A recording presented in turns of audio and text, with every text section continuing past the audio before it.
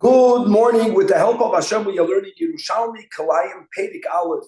We are starting today Halacha Tes. We are learning Daf Zayin, starting all the way on top of the Amid with the new Mishnah. Before we begin, I want to make a very important correction to the final Halacha that we dealt with yesterday, and that is that when it comes to the Halacha, that when it comes to a Kerem or to a Geffen, vine or a vineyard, that you have to have a minimum distance to plant any type of plant.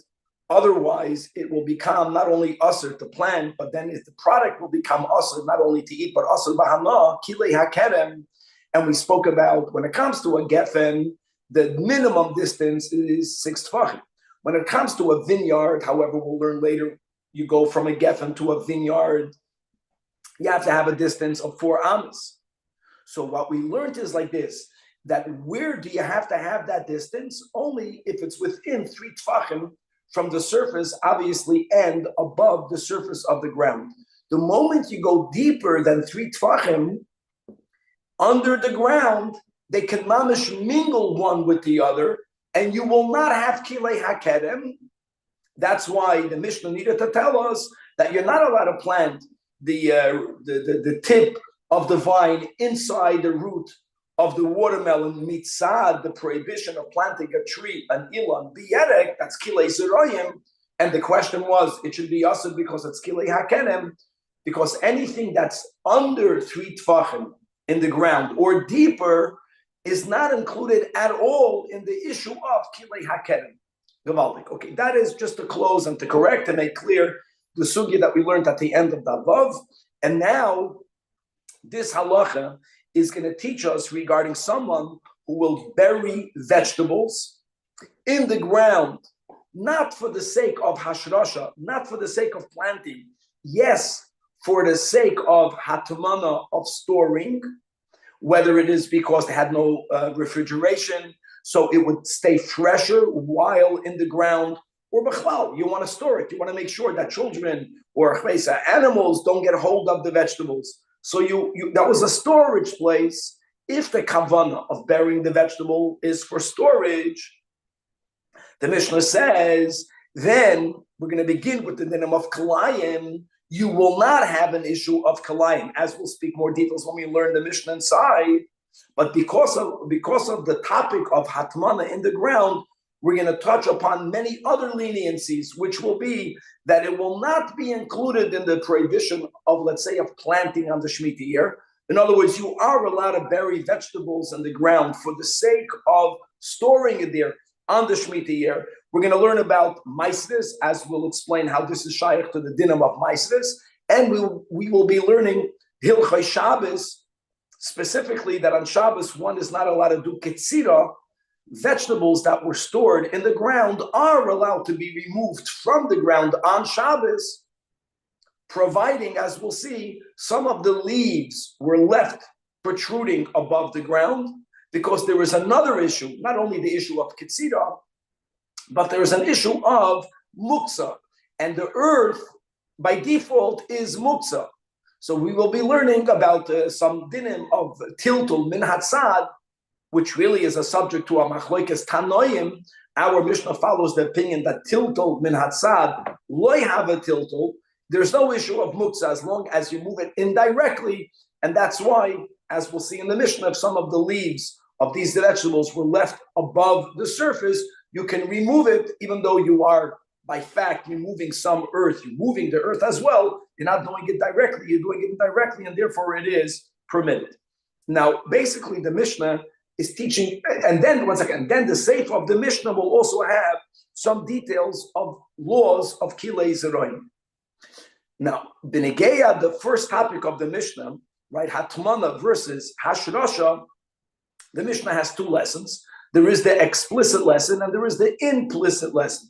The explicit lesson is that you are allowed to bury. The example the Mishnah gives will be from lefes and sinoinos, turnips and radishes. You are allowed to bury them even under a vine, right, as long as the kavanah is lahatmana. And the implicit message of the Mishnah is that if you intend to plant it, then it will be asur, and we will see in the Gemara whether the main Chiddush of the Mishnah is that which is explicit, or maybe perhaps as it is sometimes, the main message is that which is implicit, and this will lead us to a machlokes between Amoraim, Chizkiah, and Rabbi Yochanan, whether the heter in the Mishnah concerning kalayim, right, is only regarding turnips or radishes, or is it also benegeya all other vegetables, as we'll see the sides of this machlokes. And the end of today's daf will be more details about this topic of tiltul min hatzad, whether shemei tiltul or whether it's not shemei tiltul. And we're going to actually learn that there is, by moving muksa indirectly, there is a differentiation whether the muksa will be lifted. Then when you do it indirectly, we'll call that tiltul min hatzad, versus when you don't even lift any of the earth falls from the side, even though you are removing this plant. You will see that there is a way of looking at it where it's not even tiltul min hatzad. And even those who hold that tiltul min hatzad is a shemei tiltul, they'll allow you to move the earth or to any other muksa in such a way. We're going to conclude today's shir by learning a huge machlokes between the Bavli and the Yerushalmi. Dafke, in our Yerushalmi, we link the question of tiltul min hatzad, shmei tiltul, lav shmei tiltul. We link it to the machlokes Rabbi Yehuda and Rabbi Shimon by davar she'enoi mischaven. Right? We can make sense that tiltul min hatzad is not called tiltul only l'shitas Rabbi Shimon, because it's really davar she'en mischaven. Psikresha will deal with that when we learn the sugya inside at the end of today's shir. In the Bavli, there is no linkage between the sugya of tiltul min hatzad, shmei tiltul, or lav shmei tiltul, to the other famous machlokes Rabbi Yehuda and Rabbi Shimon by davar she'eina mischaven. Even if you're going to hold that davar she'eina mischaven is problematic, midrabanan is asur, right? The shitas Rabbi Yehuda, in the Bavli, you can still hold that tiltul min hatzad is not called tiltul. You're not doing anything, unlike the Yerushalmi, again, as we'll speak out when we finish today's shir. And Chavre, without any further ado, let us begin by Daf Zayin all the way on top by the Mishnah. So the Mishnah speaks about lefes and sinoinos. And as we already mentioned, we'll have a machlokes, Amoraim, Chizkiah, Rabbi Yochanan, dafka or lav dafka.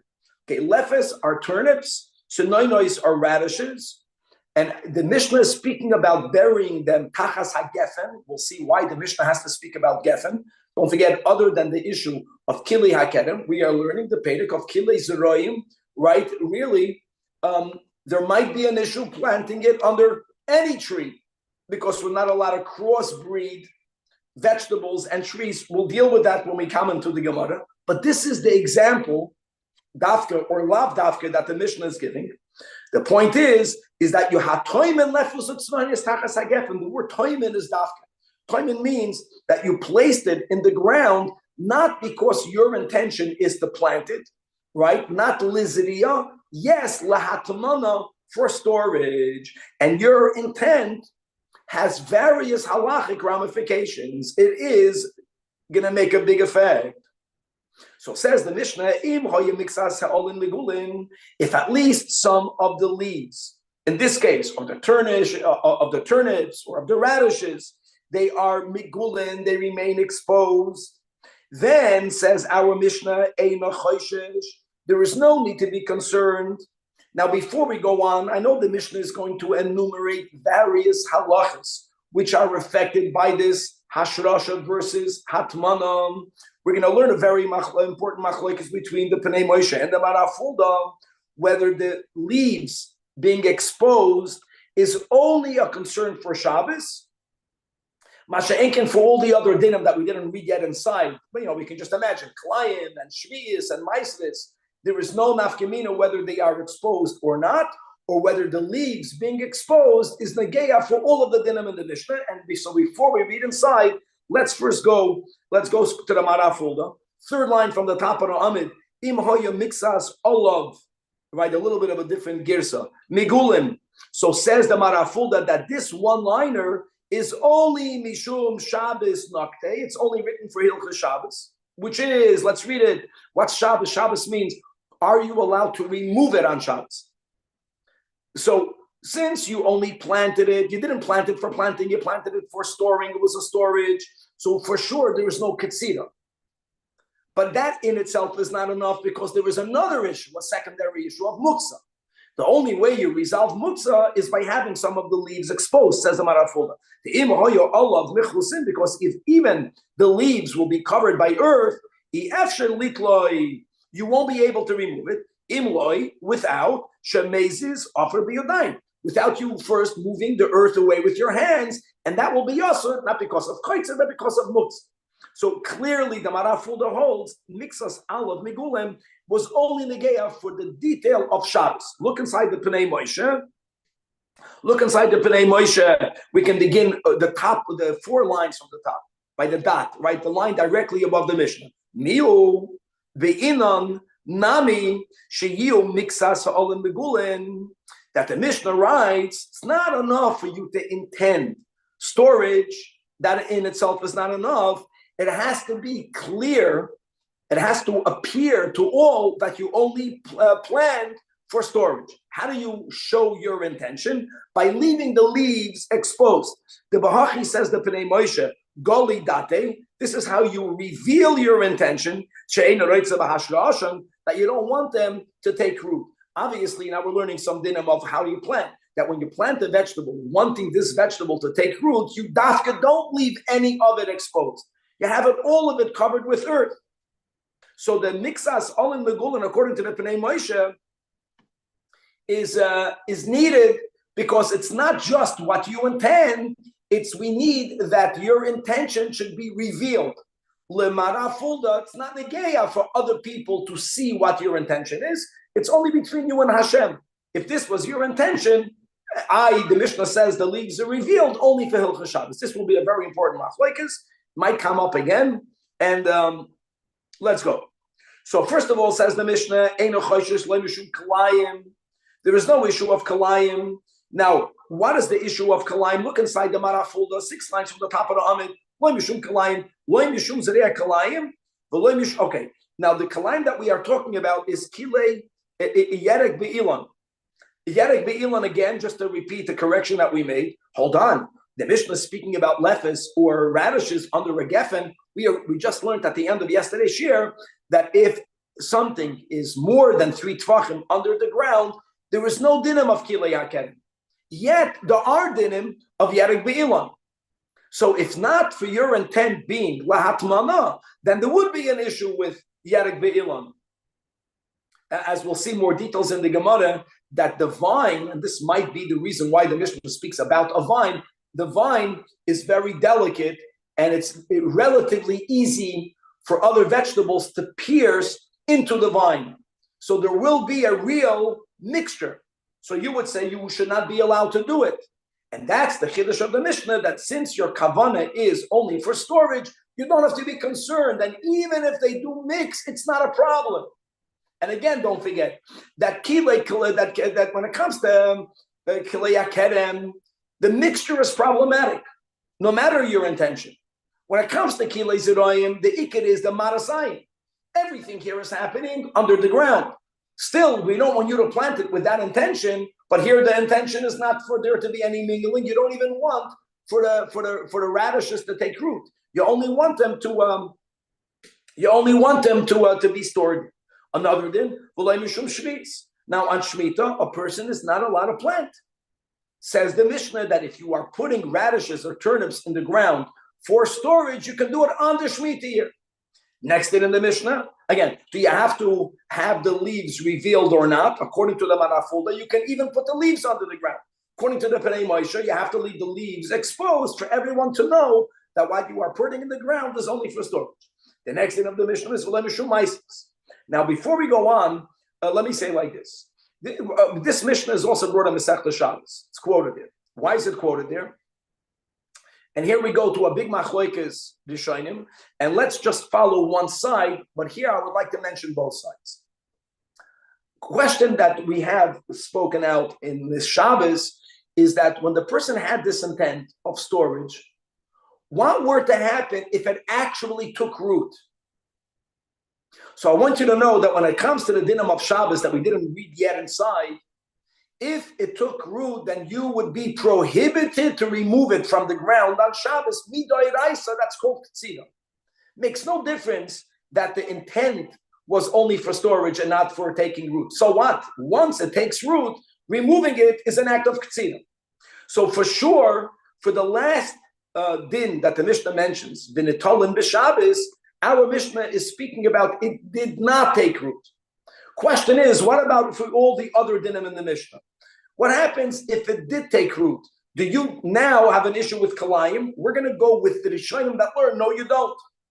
What happens if it took root? You didn't violate Shemitah, planting on Shemitah. And I'll tell you more than that. Something that was planted on Shemitah should not be used. You are allowed to use it. We'll look at it like any other Sfichei Shvi'is with its limitations. But you did not intend, we don't even care that it took root. And that will explain the line, V'loi mishum ma'asros. So what are we talking about? We're speaking about vegetables that were already tithed.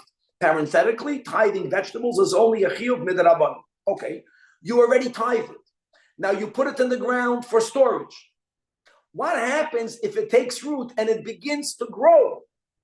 Do you have to take ma'asros from the new growth? That's the way we learn Pshat in the Mishnah. And that's the chiddush of the Mishnah, that you do not. It grew more, since your kavana was lahatmana, it doesn't count. And the final, v'nitolim b'Shabbos. Now for v'nitolim b'Shabbos, if it grew even a little bit, everyone learns it would be usher to remove it. Why? Ktsira. Our Mishnah's chiddush is only regarding muktzah. Since it didn't grow, there's no ktsira. How can you remove it? Afar is muktzah, since the mixas olav were megulin, as we'll see in the Gemara, tiltul minatzad is not going to be a problem. So that covers the first topic of the Mishnah. And now the Mishnah is going to tell us some details, like we mentioned, of the prohibition of kilei zeroyim. Says the Mishnah, Hazoreya chita usoira ka'achas, planting even only one kernel of wheat and one kernel of barley together. Hareze kalayim, we're speaking about kilei zeroyim. What's the chiddush of the Mishnah? That even though you only planted one seed of each, one might have thought that it's too little for there to be a problem. So the Tanakama says, no, I don't care. There's no minimum. 1 and 1 is kalayim, kilei zeroyim. However, Rabbi Yehuda Omer, and he says something about it, Eina kalayim, one or the two. Either you have to plant 2 wheat kernels and 1 barley kernel minimally, or I'll explain in a moment why, 1 chita and 2 sa'odim. Or it's not about having 2 of the same, but you have to have a total of 3 seeds, which could be, for example, chita, usa'oida, vekusemes. Why is that? Here is the word of Rabbi Yehuda. The Torah says, Satcha loisizra kalayim. The word Satcha, according to Rabbi Yehuda, doesn't refer to a patch of land that's empty. Even if it's designated to be a field for, in our case, for wheat, doesn't matter. The word Satcha means that something is already planted. Rabbi Yehuda agrees with the Tanakama that the act of kilei zeroyim can even be 1 kernel and 1 kernel. If it's from what's halachically considered 2 different species, you violated kilei zeroyim, but that's only if you planted it in your field. According to Rabbi Yehuda, that means in a place that already has at least 1 other seed planted there. Which means that in order for there de facto to be the violation of kilei zeroyim, let's say for which you'll be chayev malchus, don't forget the product post facto can be consumed. You have to have 3 seeds together. In other words, 1 to make this place into a halachic field. And now that you have a field, now in this field you planted 2, so they can be the same, like 2 chitim and 1 so'ira. Or everyone is a different type, chita, so'ira, kusemes. But unlike the Tanakama holds not true. Satcha doesn't mean a field that has already something planted in it. Satcha means your ground, earth. And if you plant 2 grains that are halachically from 2 different species together, that is the violation of Satcha Lois Israel. Look inside the Mara Fulda, right, the second line under the Gemara. Because it says, like we mentioned, Satcha Lois Israel Kalayim, and the Sada Belois Ria Klal, according to Rabbi Yehuda. If nothing is planted there, Lo Mikra Sada. Go on. So what is the pasuk telling you? Loisidzra kalayim. We're going to go with the version. Don't plant kalayim in a field that already has at least something planted there. Okay, and the Chachamim disagree with that. Okay, so Atkan the Mishnah, and now let's focus on the Reisha of the Mishnah, right? The din of your intent lehatmana makes a big difference. Benegeya many dinim. The example the Mishnah gave was the two vegetables were either lefes or tzenoinos, and the tree that we were speaking about was a geffen, and this has to be clarified. So says the Gemara, Chizkiya says that loishanu ela lefes utzenoinos, that the leniency of the Mishnah benegeh kalayim is only regarding turnips and radishes, meaning doesn't matter what your intention is. If you have a tomato, you're not allowed to plant it under a vine. Now, why would that be? Why would that be? So look inside the Marafulda, right? 5 lines from the bottom, in the beginning of the Gemara in the Marafulda, Loishanu elefes v'tzenoinos shedarkon lahat minhu. Because it's common that people would put either the turnips or the radishes in the ground for storage. There it is, who the Einer Choishesh Mishum Kalayim. Ho Shar Devarim, She'ein Darkam Lahatlimin, Asar Lekaiman Mishum Kalayim, Afal Gav Shemixas Olav Megulim. Here the Marafulda does something, he's at least acknowledging what the Pnei Moshe says, he doesn't agree with him, but we learned in the Pnei Moshe that when you leave, when you allow the leaves to be revealed, that's an act that demonstrates that your intent was not lahashrasha, because when you plant something for it to take root, you bury the whole thing. So even if you're going to leave the mixas olav migulen gavaldik, says the Marafulda in the shita of Chizkiya, that will not be allowed. It has to be a vegetable type that is commonly planted lahatman. However, back in the Gemara, Rabbi Yochanan Amar, no, loishanya. He lefes itzanainas. It's only an example that the Mishnah gives, but really, he sha'ar kol hadavarim, any other vegetable. If your intent is lahatmana, it may be buried, it may be put for storage under a vine. Now, the question would really be, according to Rabbi Yochanan, why did the Mishnah give these two as an example? And really, we have to understand, why did the Mishnah use the geffen as an example of a tree? And this is connected to, as we said, the Mishnah in the Reisha is telling you two dinim. You have the explicit din and you have the implicit din. The explicit din is that you can bury the lefes and the tzenoinos under a vine lehatman. What the Mishnah is implying is that if you are burying them and your intent is for them to take root, or your intent is to plant them, that's prohibited. And we'll see, even the implicit has a novelty. We'll speak that out in a moment.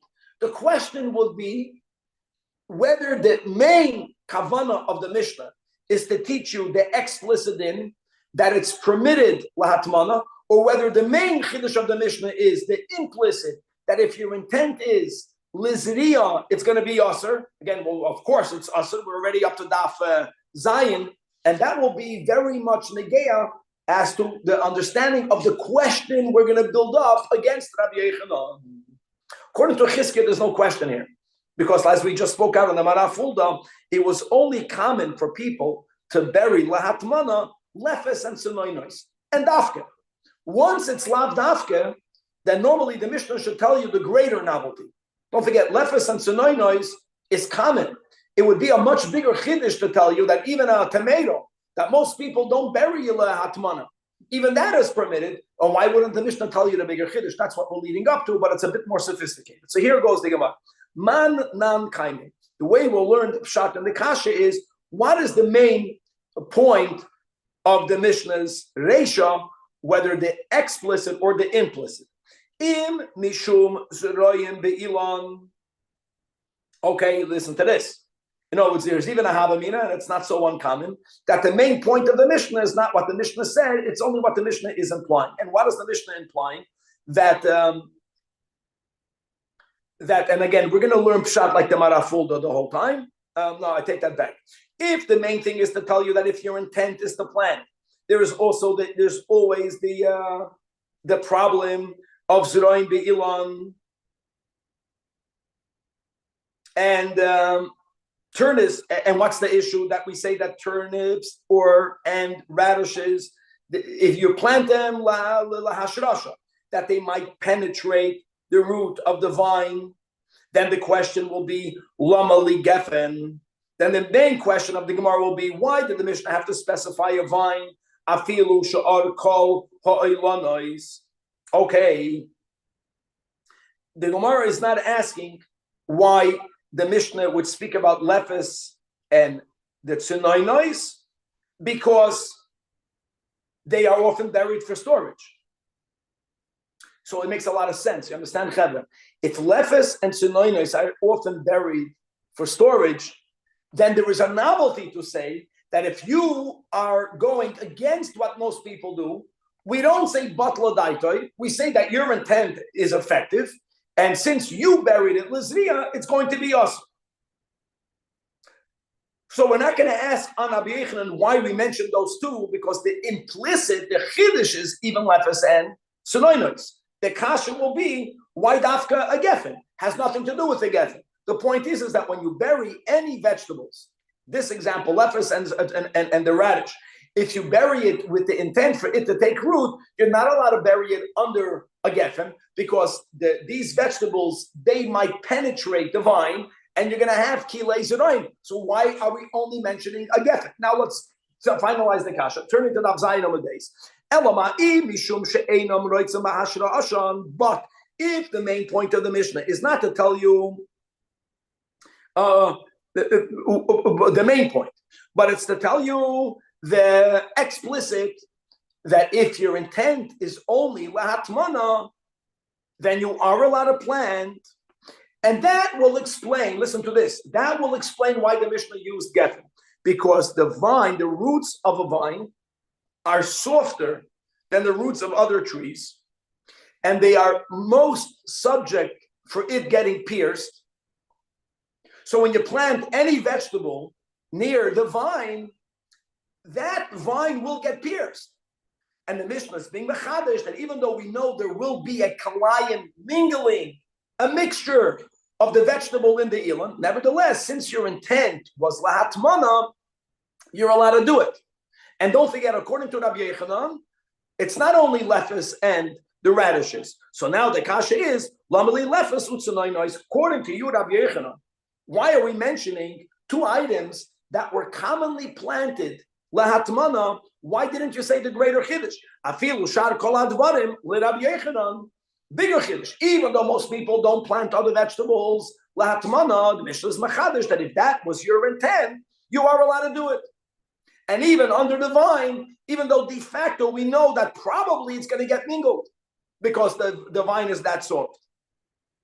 That's the kasha against Rabbi Yechanan. In other words, the Gemara wants to prevent you from answering that why the Rabbi Yechanan did mention lephes and tsunainois, because the chiddush of lephes and tsunainois is for the implicit, which is a chiddush that if you did it lizriya, even though most people do a latamana, you're not allowed to do it.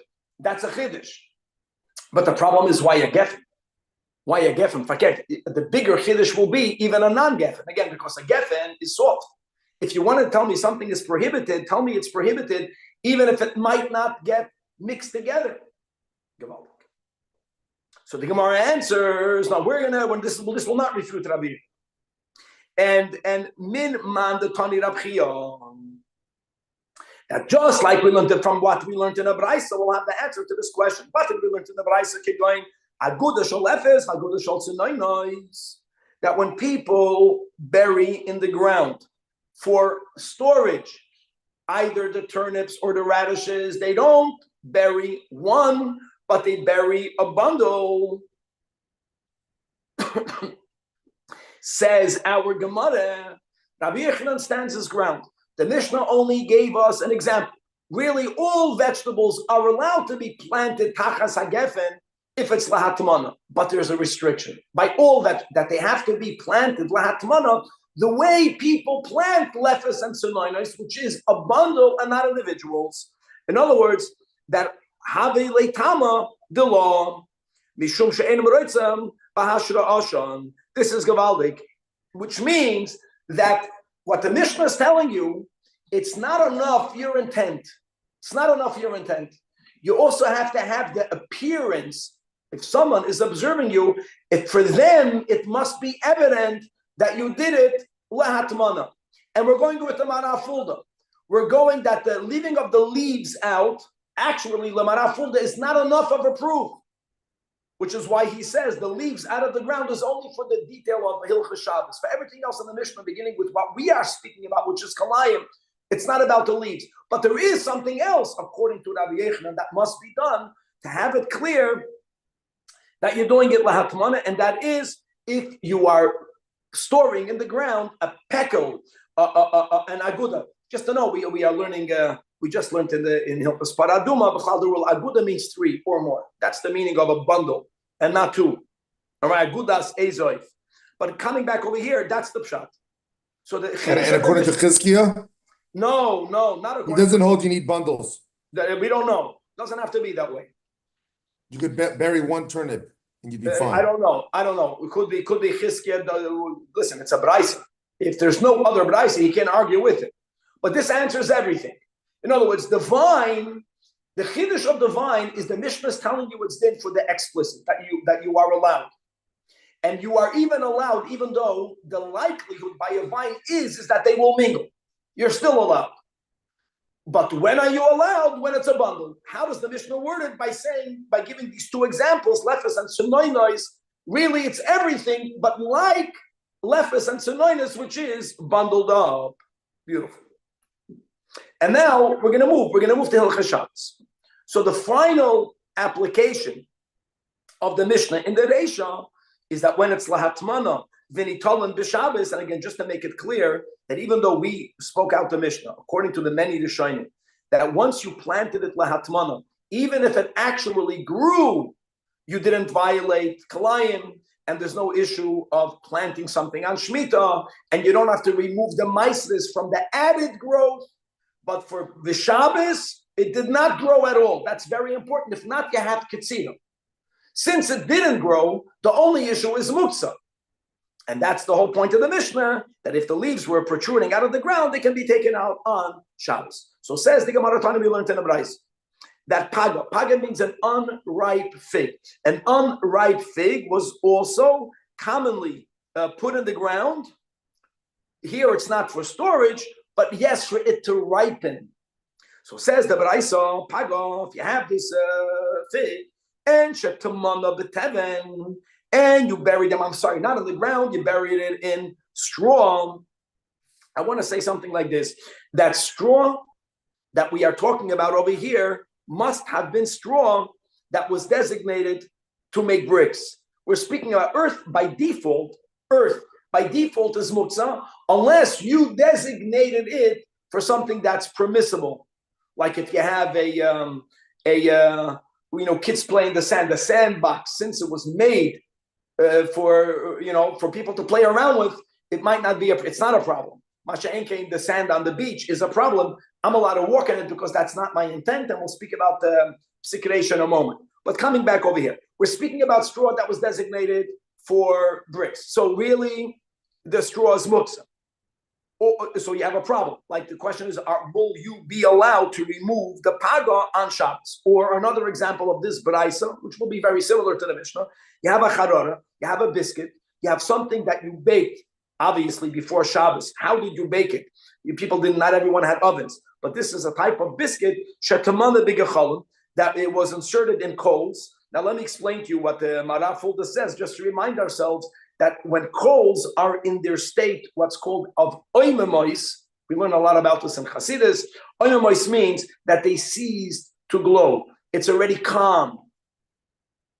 There is no issue of making the fire. There is no issue of putting fire out, but there will be an issue of muktzah. Why? Because gechalim that are right now calmed down, even though moving them won't make the fire go up, won't make the fire go out, but bein hashmashes, which is what counts for hilchas muktzah, those coals were on fire. they were still baking the biscuit. And we have the rule that kivin shehuksul bein hashmashes is huksul chol haShabbos kul. So we're speaking about now the question of whether you are allowed to remove the biscuit to eat it on Shabbos from the coals. What would be the issue? Not an issue of kibui, mevayir kibui, only an issue of muktzah. Same thing. So says the Brais in both cases that im hoyu mitzas and migulen, mamish like we had in our Mishnah. If some of them are exposed, then nitalin b'Shabbos. They are allowed to be removed on Shabbos. But the im lav ein nitolim b'Shabbos. You're not allowed to remove them because you're going to be moving the muktzah materials in which they are buried, either the straw or in either the straw or in the coals. Now, what's very interesting over here is that, as we'll speak out in a moment, the Tana Kama, which we'll call the Chachamim of this Braisa, is of the opinion, listen to these words, that tiltul min hatzad is a problem. The only reason why the Tana Kama says that im hoyu mitzos and migulam, yes, nitolim b'Shabbos, because the Tana Kama is of the opinion that if, when you remove, let's speak about the paga, there is no straw on top of that which you are removing, which means, these are the words, that you're not lifting any of the straw. It's only that the straw falls off to the sides. That's not even considered tiltul min hatzad. I know that in halacha, the definition of tiltul is moving. But here, in this braisa, we're going into another detail. It's not just about moving. It's even though, as we'll see in a moment, that the Tana Kama holds tiltul min hatzad is tiltul, nevertheless, if it's not being lifted, it's not even called tiltul min hatzad, which is the only reason why the Tana Kama says it's mutter. Who says that? The Marafulda. Look inside the Marafulda, right? 4 lines under the Gemara. Im hoye mitzos and migulin. Then the afilu tiltul min hatzad leke. Wow. Why is that? Because since the person is grabbing it by the part of it that's exposed, ve'ein magbia hateven, you're not lifting the straw. You're lifting the place that's megula. He's quoting Rashi in Bavli Shabbos Kuf Chav Gimel. So therefore, even though tiltul min hatzad is called tiltul, this is not even tiltul min hatzad. However, who disagrees? Back inside the Baraisa, Rabbi Elazar, which is Rabbi Elazar. Ben tadoy yoymer, no, benkach benkach, even if it's completely buried. True, direct moving the straw, direct moving the coals will be us. But you can move the straw away on Shabbos in a min hatzad way. For example, toichev b'shpud, take a spit and stick it in there. Or v'sakin, take a knife and stick it into the fig, stick it into the cookie. And the night one, you're lifting some of the straw, but you're moving it indirectly. And the Rabbi Elazar ben Tadoy holds that tiltul min hatzad is like shemei tiltul. So what the Gemara is basically saying is that our Mishnah that says that you need to have mixas olav migulen is following the shita of Rabbi following the shita of the Chachamim, perhaps. Maybe according to Rabbi Elazar ben Tadoy, it doesn't even have to be exposed. All you need to do is stick a knife inside. Okay, says the Gemara. Now here's the main part, which is a chiddush in the Yerushalmi. Unlike the Bavli, I want to make it clear again. In Bavli, Shabbos Daf Mem Zayin, the Gemara Dafke purposefully does not connect this argument to the machlokes of Rab Shimon and Rab Yehuda b'negei adavar she'ein meschaven. It's not connected because following the shita, let's go with Rabbi Elazar ben Tadoy, that tiltul min hatzad lashma tiltul. Listen to the words. It's not called tiltul. It's not shad that you're doing something, but it's mutter because it's not your intention. The tiltul of muktzah that was prohibited is direct. Indirect moving is not called moving. You didn't violate muktzah. I can touch muktzah. The prohibition is to move it. Min hatzad, you didn't move it. In the Yerushalmi, it's a whole different approach. Moving is moving. The only reason why one might hold that tiltul min atzad is not called tiltul is only because that was not your intention. It's only because the Shita of Rab Shimon says, our Gemara, Asya, I want you to know that the Shita of Rabbi Elazar ben Tadoi is only like Rab Shimon. Where do we have the Rab Shimon? The classic case of Davar She'ein Mischavin. The Tanya has belonged to the Brayso. Yogoid Odam Esakisei. Yogoid means to schlep. A person may not drag, right, a chair or a bed or a cathedra, some sort of lazy chair, some sort of bench across the ground on Shabbos. Why is that? And making a furrow in the ground is either going to be prohibited as chodesh or perhaps even also as boina. Even though his intention clearly was not to make the furrow, his intention was to get the chair from point A to point B. This is Shitas Rabbi Yehuda, that Davar She'ein Mischaven is asur. And another din over here is that when Lo Yagor, it only means Midrabanan. Even according to Rabbi Yehuda, Davar She'ein Mischaven is not Chayiv Chatos if a person didn't do Shoygig, but yes, it's asur. However, Rab Shimon is completely mated. Yovaldik, look inside the Maraful, the second to last line in the Amid. Rab Shimon matin, because the Davar she'ein mischaven hu lacharitz. And our Yerushalmi is saying that the time of the Rabbi Elazar ben Tadoi nami, the Havalei Davar she'einoi mischaven letilto hamutzam. This is Gavaldik. Now there's an issue over here. What's the issue over here? We're going to stop over here. It's Pasha. Now that we are making, if we're going to learn the way the Bavli learns, that this question of tiltul and atzad shmei tiltul or not has nothing to do with davar she'ein mischavin. Once we ascribe, like Rabbi Elazar ben Tadoi, that it's not called tiltul, period. That's why you are allowed to do it, both in the case of our Mishnah or in the case of the Braisa by the Paga and by the Charara. But now that we're making the link, we all know that Abaye and Rava both hold that even Rab Shimon is Maida by Psikreisha, that it's also Asur. Right? And indeed, the case of the Kisei Mita and Cathedra is only if we don't know for sure that it's going to make a chiritz. Here we know for sure it's going to happen. Mixas Olan Megulin, some of it is going to get moved. Now, I get it again, that if you're going to go with the pshat that we learned in the Chachamim, that if you are not even indirectly lifting the earth, which is what's the parts of the Olan that are protruding from the ground, there you don't have to lift anything. If we're going to say that that's not even called tiltul, again, I'm good. But let's just focus on what Rabbi Elazar ben Tadoi is saying explicitly, that even if all of it is buried, as long as you remove the straw or remove the coals indirectly, use a knife, normally you wouldn't use a knife, that's called tiltul min atzad. And tiltul min atzad is not a problem, but you're moving the coals. You're moving the coals, it should be psikreisha. Psikreisha should be problematic. That's the problem. And you have to answer for this question. Again, we learned this in Masechta Shabbos, that there are times that even by psikreisha will still be lenient with Shitas Rab Shimon, that it remains a davar she'ein mischaben, which is completely mutter. One of the exceptions will be if you have no benefit at all, no gain at all from this unintended consequence. You don't want over here the straw. You don't want the coals. You don't want the earth. You don't gain anything from it being moved. And we have such a halach. So loy nichole is that completely loy nichole. We have to use that. Here it's easier to use the loy nichole because you're talking all you want in our case. You want to get the vegetable. Would you say walking on the sand is that way? Like on the beach, if you see sand is, you're definitely going to move it. It's psikreisha. If I'm not mistaken, we say the loy nichole. And loy nichole actually means more. Loy nichole means that it's easier to walk on solid ground than walking on sand. You don't want the whole thing.